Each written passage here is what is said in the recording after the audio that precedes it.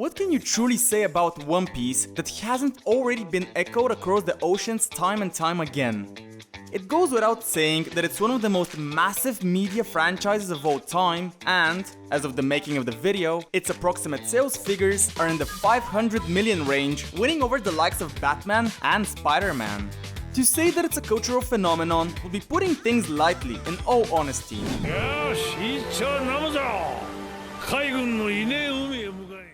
And now, well, like with any gigantic franchise, you kind of have to expect the obvious. And the obvious thing in this case would be turning the existing property into a live-action format.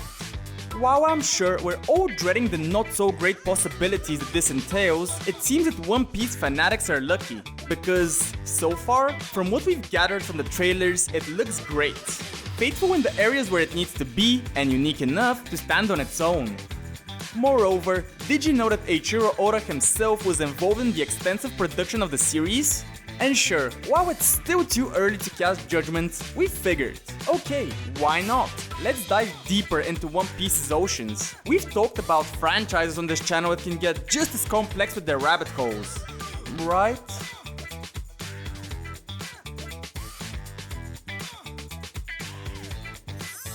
Kicking things off with our elastic legs, since we're commemorating the release of an adaptation, it's only natural that we go through a bit of trivia about the anime and how it differs from the manga.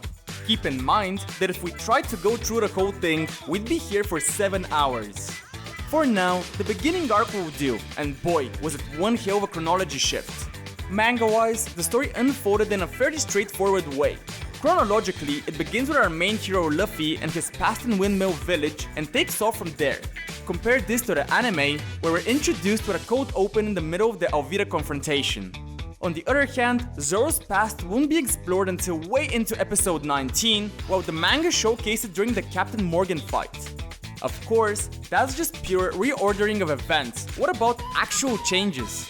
A good example is with the super short Gaimon arc, which happens right before the crew visits Syrup Village in the manga. The crew, up to this point, consisted of Luffy, Zoro, and Nami, with Zoro still recovering from his wounds after the buggy fight. Meanwhile, in the anime, this arc happens after the Syrup Village detour, meaning Usopp is also present in the meeting with Gaimon. Nami!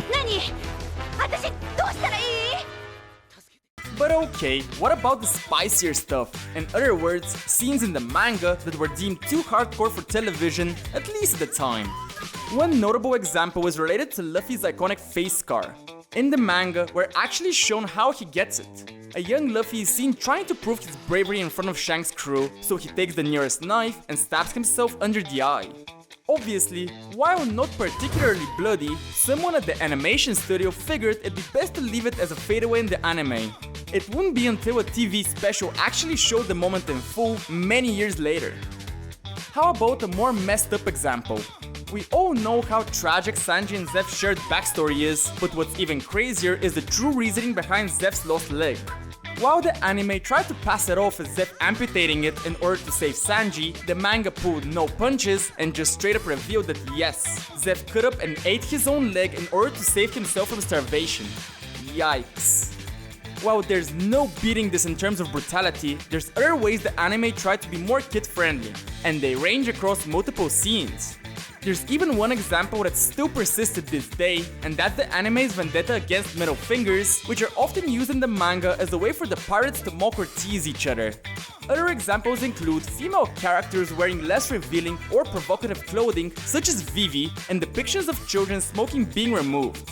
The latter portrays to Sanji, whose childhood backstory pictured him smoking in order to prove to Zeph that he's a man now.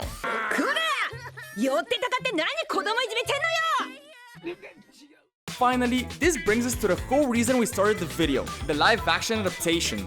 While there are fewer reasons to expect egregious censorship with Netflix offering, there's no doubt that there are going to be chronological changes or even cut scenes.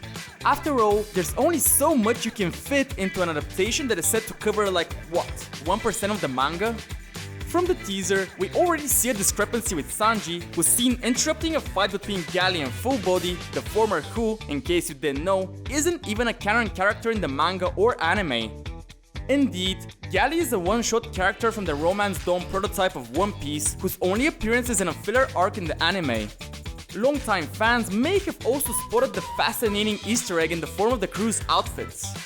For one, the Netflix series is said to have more wardrobe changes compared to the anime, but what makes this special is the fact that there are no random, ordinary choices, as each of them is taken from color spreads and volume covers from Oda himself. Based on what we know, the series is envisioned to be quite a bit more serious and less over the top like the anime. While this is a natural part of the conversion, it also means the humor will be quite a bit different in style. So, are you all excited? Not so excited? Regardless, tell us in the comment section, we'd love to hear your thoughts. If you're a fan of deep dives surrounding changes and adaptations, then you'd most likely enjoy the rest of our Curious Rhino episodes on comics, TV series, and more. Consider dropping a like and a sub, as every little bit counts. Thanks for tuning in, and we'll see you again, same channel, different time.